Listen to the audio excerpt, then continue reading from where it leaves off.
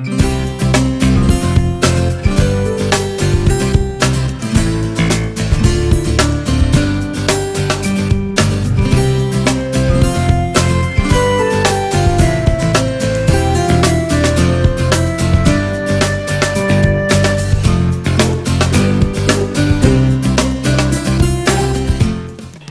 started the day in Idaho Falls, Idaho, kind of just a crossroads where we happened to be and just needed a hotel. So now we were looking this morning at just news articles and everything, and I happened to come across, we like to check out what the COVID restrictions and recommendations are in the area we're in. Both so we know for our own protection, although really we've been wearing masks and keeping distance, which is... We've been doing the max. Right, unless we happen to come across an area that is shut down. And so hopefully we'll know before we come into it. I mean, there was that one town that had the sign. Right. But there might be a place that, you know, maybe travelers aren't supposed to interact and we won't know about it unless we keep on top of it. But also we want to be able to document, you know, what's going on and what sort of precautions are being taken, and so I was actually looking at it this morning, looking at news articles, and it came up that just yesterday, this area we're in, the health department in this region came together and passed a mask requirement for this area. So now everyone in this area, if you're going in a public space and you're going to be within a couple of feet of others, then you need to be wearing a mask. Also, public and private gatherings are limited to 150. They didn't make a separate requirement for whether it's private or public.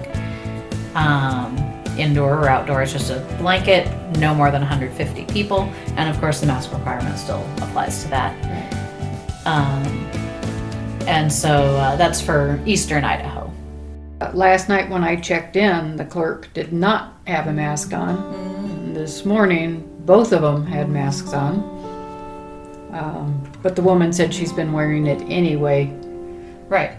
Just precaution for herself, you know. Right. Taking care of herself. It's a simple thing. So, a simple thing that you can do for the average healthy person. It's a simple thing to go and help protect your fellow citizens. Where are we going next? Okay, so we are heading south. We're going to go spend the night in Tonopah, Nevada at the infamous Clown Motel. Hopefully, we have to call for a reservation still. So really excited about this.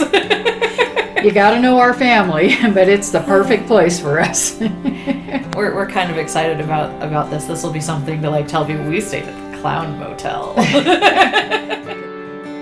I was pretty indifferent leaving Idaho Falls.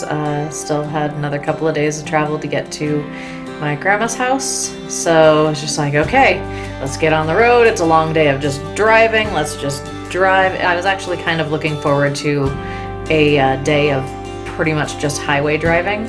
We spent a lot of time zigzagging around Wyoming and we saw a lot of cool stuff, but we didn't really get very far. So I was really looking forward to just getting somewhere.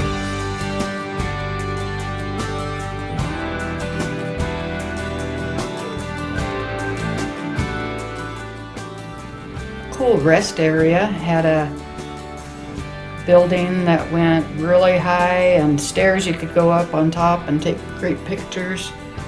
And so that was a neat stop.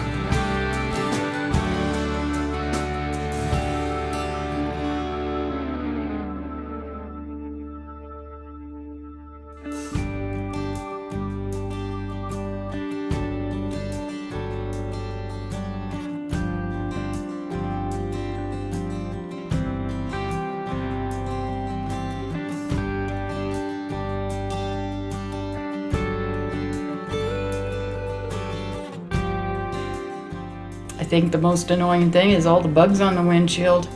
It really makes it hard to see, and especially when you're trying to run a camera and video some scenery and all you get is bug splotches in the view. So. Well, we had a pretty easygoing day yesterday. I think probably the most annoying or frustrating thing was just traffic somebody going slow in an area where you can't pass, so you just gotta wait. But it's pretty minor annoyances. Yeah, pretty easy day. And I was really looking forward to getting to the Clown Motel, which is awesome, by the way.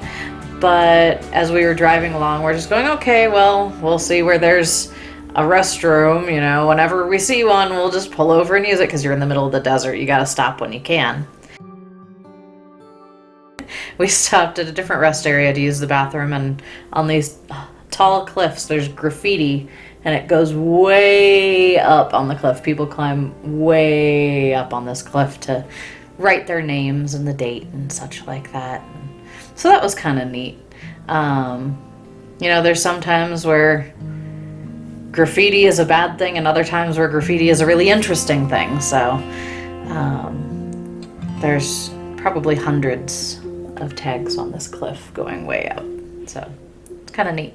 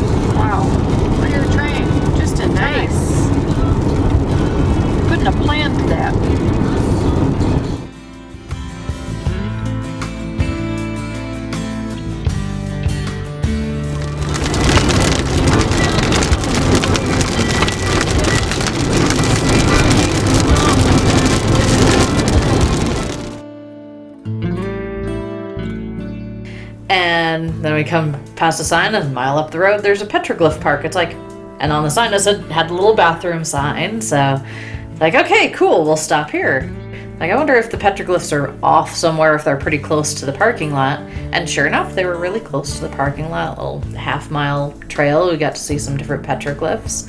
It was a neat surprise and a nice way to break up the drive, get out, take a little walk around before getting back on the road. It's a nice walking trail, so after driving for many hours, we got out of the car and took a 50-minute hike through the trails and looked at the petroglyphs and the wildlife, which wasn't much, except some really big crickets, big black crickets. They were pretty incredible to see. There were some birds, spider webs, and I think that's all the wildlife we saw, but we found some great formations and took a lot of pictures. Great view. So that was a nice break to our day.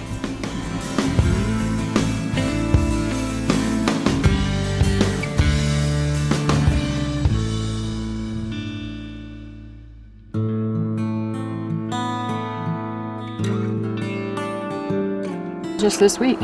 Wow. Last one was today.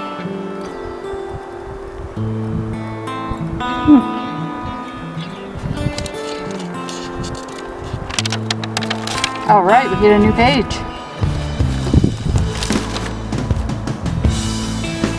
It's still July here.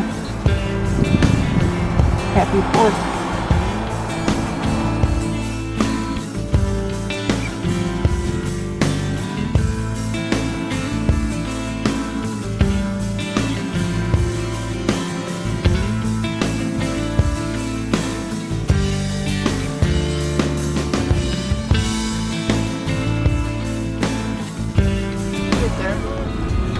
You have arrived at your destination. The route guidance is now finished.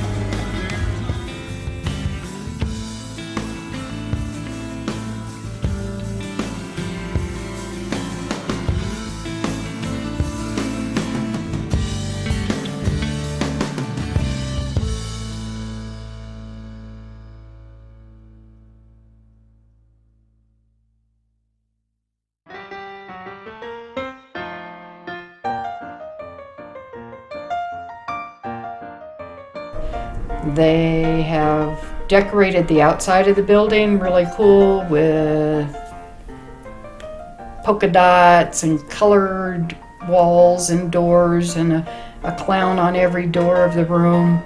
The Clown Motel has just so many of these little clown figurines and paintings. People around the world have sent them here or brought them here, and they're all on display in the office in a little museum.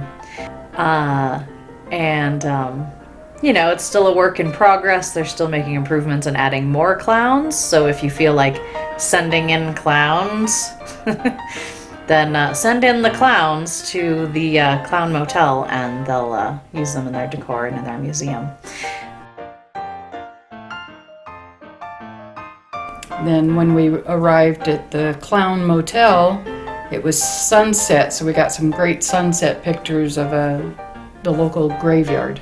So that was kind of cool and interesting. It's the Tonopah Cemetery from the early 1900s. So it's really neat. We're gonna go take a closer look around, but we looked around a little bit last night at sunset, which was really cool. And yeah, a lot of old graves and gravestones. In Nevada currently, the COVID-19 restrictions vary a little bit by county, but overall there's a state mask mandate, so wear masks in public when you can't distance. Individual counties have further restrictions on the number of people in bars and restaurants and spacing and things like that.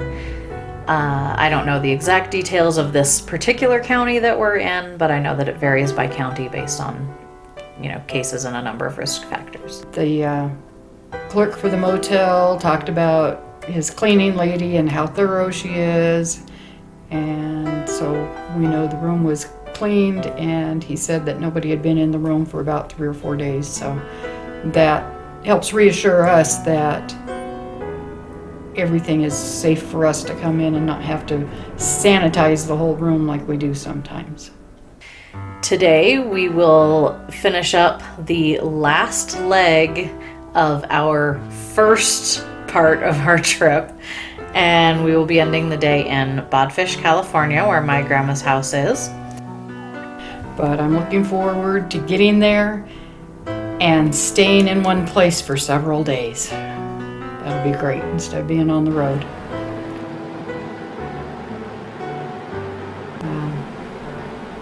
So it's a kind of strange sleeping in a room with a big clown painting looking over you all night long. But I managed to sleep, but yeah, I keep looking at it. It's over there. He's looking at me.